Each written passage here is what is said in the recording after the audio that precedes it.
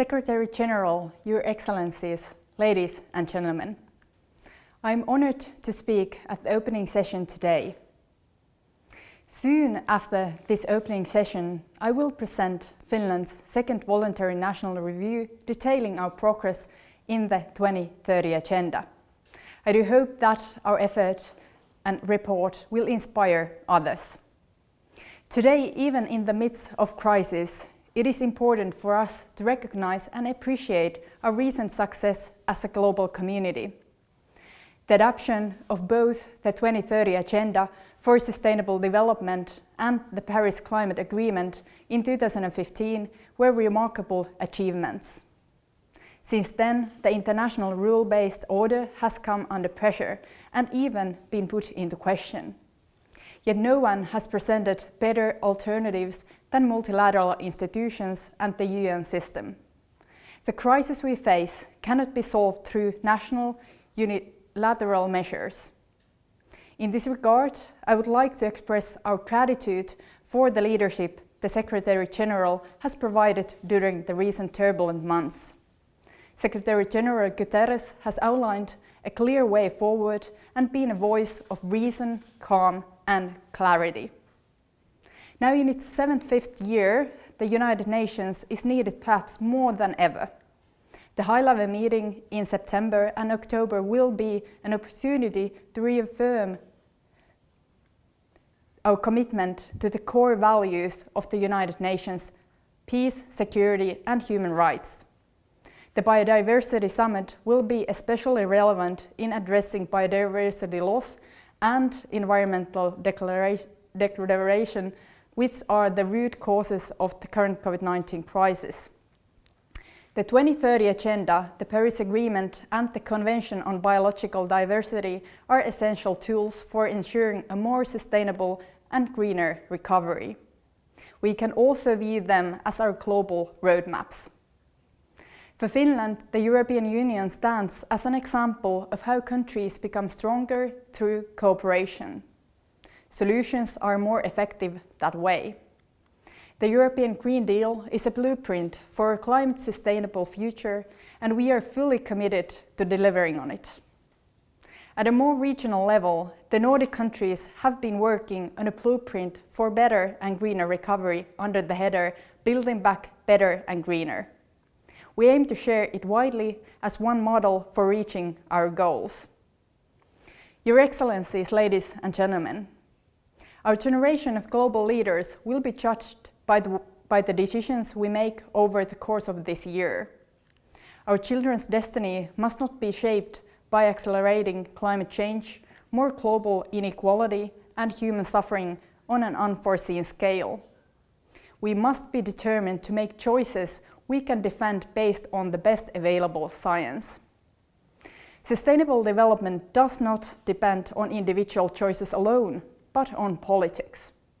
We need to call on all stakeholders to join in the effort. We need for cooperation also highlighted in the Global Sustainable Development Report.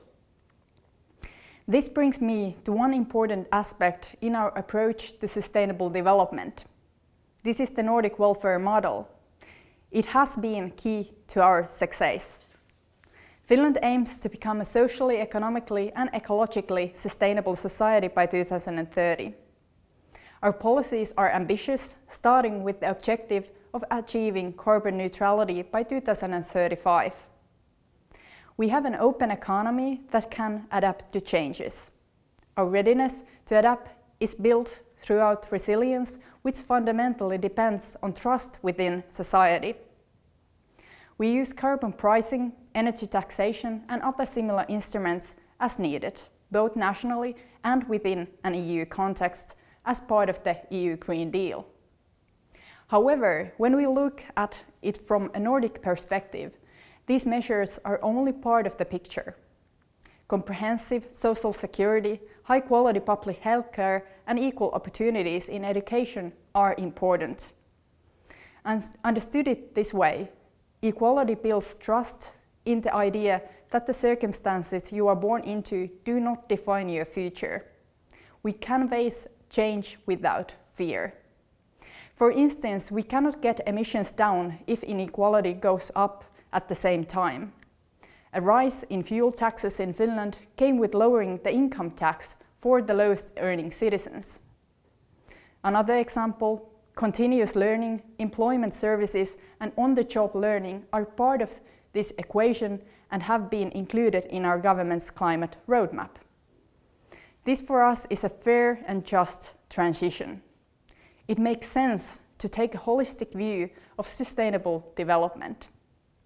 The Nordic welfare model boils down to concrete choices in society.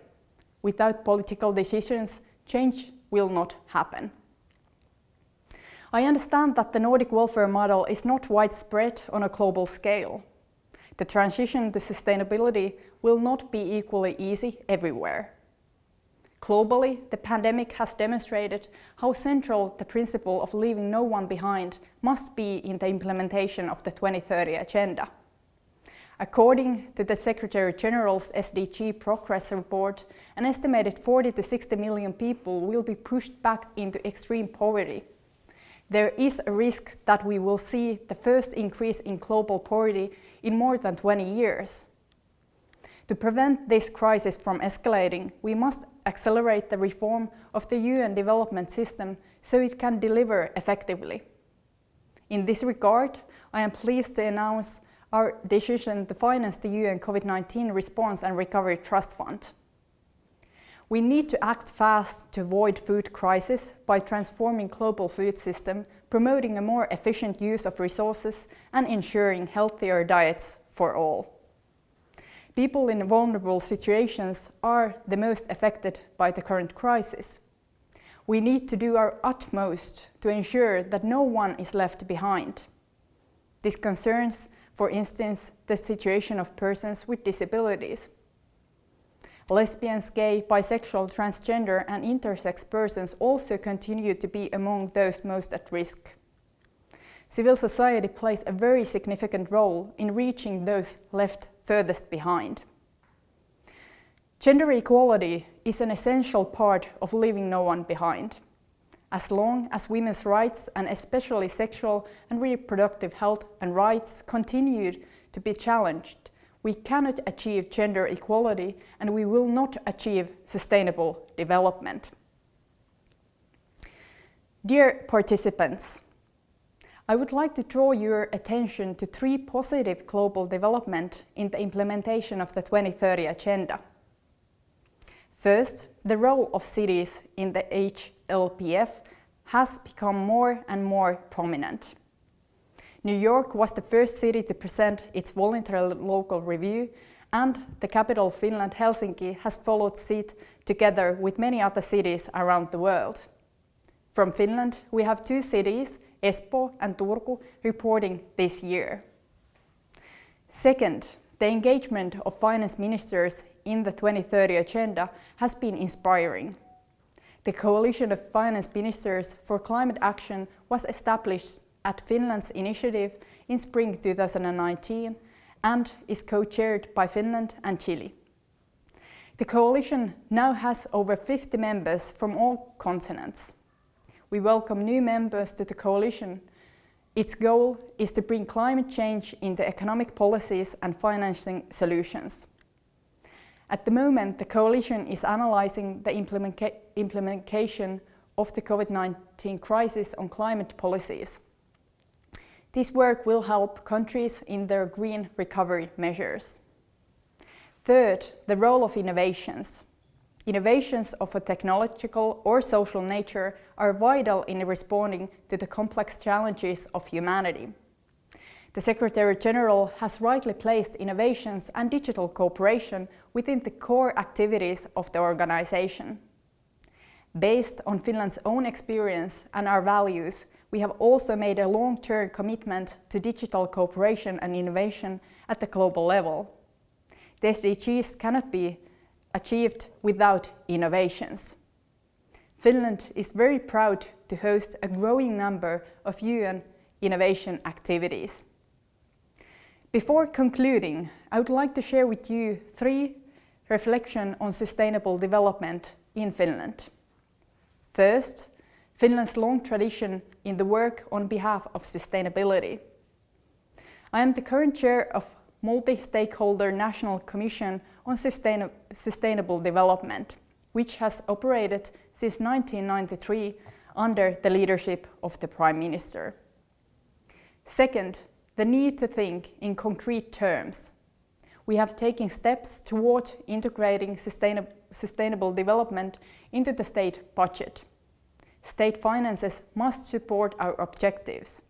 We are committed to sustainable development budgeting as we work on transition and transform Finland into a socially, economically and ecologically sustainable society by 2030. Third, the importance of engaging citizens in active dialogue about sustainable development. I will soon present Finland's second voluntary national review describing our progress on the 2030 agenda. Successes and gaps have been identified and the process itself has taught us a lot. Equally important for us has been the engagement of a broad range of stakeholders in the preparation of the VNR report, including in actual writing process. Dear friends, to conclude, the 2030 Agenda for Sustainable Development was adopted almost 5 years ago. The theme of this year's HLPF implies that it is high time to boost implementation and deliver progress. Governments must demonstrate their commitment to accelerate action and transformative change. As the Prime Minister of Finland, I would like to express our sincere commitment to the 2030 Agenda and the SDGs. We need the political will and courage to act. Thank you very much.